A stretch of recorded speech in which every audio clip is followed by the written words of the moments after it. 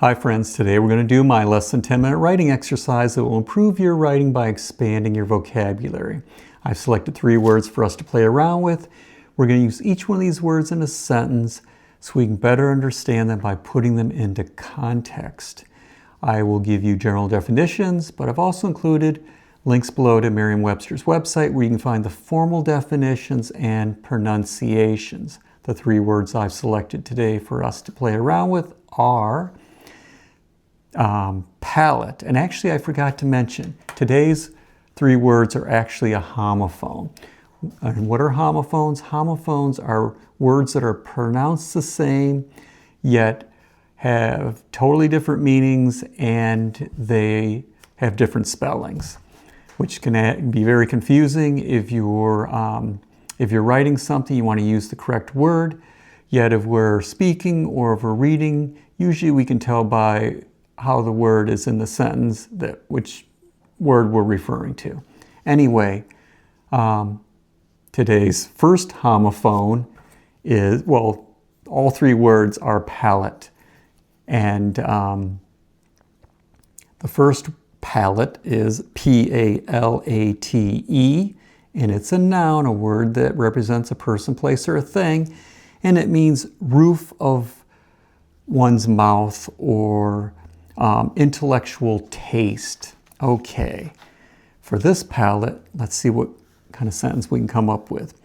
Rather than waiting for the food to cool, he burnt the palate of his mouth. So he burnt the inside roof of his mouth, his palate.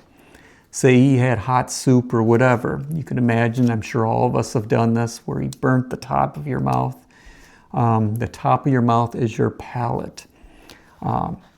Let's move on to a palate spelled P-A-L-E-T-T-E.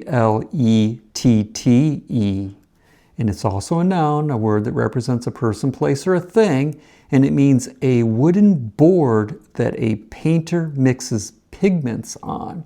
I'm sure you've seen painters before where they're holding this board that has all the paints on it. Anyway, let's come up with a sentence for this palette. She mixed paint colors on her palette before applying them to the canvas. So I'm sure we can all visualize it. This woman or girl who's painting has her palette with her colors on it, and she's mixing them and applying to her canvas. That is palette, P-A-L-E-T-T-E. All right, let's move on to the last one of these homophones, and it's P-A-L-L-E-T. And it's also a noun, a word that represents a person, place, or a thing. And it means a portable platform used for storing and moving materials or packages. I'm sure we've seen pictures of pallets before, these wooden bases that people stack stuff on in a warehouse in order to get a forklift underneath them to move them around. Anyway, let's use P-A-L-L-E-T, pallet, this pallet in a sentence. The warehouse forklift operator moved 10 pallets of boxed machine parts. So this goes back to what I was just saying. In my sentence, I'm using this forklift operator used the forklift to move these 10 pallets, these wooden bases that things are stored on. In this case, it's boxed machine parts were stored on these pallets to be stored and moved around within the warehouse. Anyway, an interesting homophone, 3 interesting words to play around with. Just be comfortable with these words. Make them part of you so you understand them well and you can use them in your own writing. Palette, they're all pronounced the same, but make sure you know which one you're using. P-A-L-A-T-E, which is the roof of your mouth, P-A-L-E-T-T-E,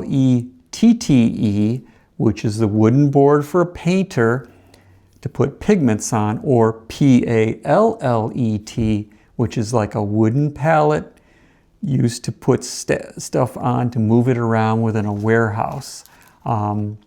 And and just kind of have fun with these words. It's very important when you're writing that you use the correct word. When you're speaking, usually people know which palette you're talking about. Anyway, if you enjoyed this writing exercise, please like and subscribe.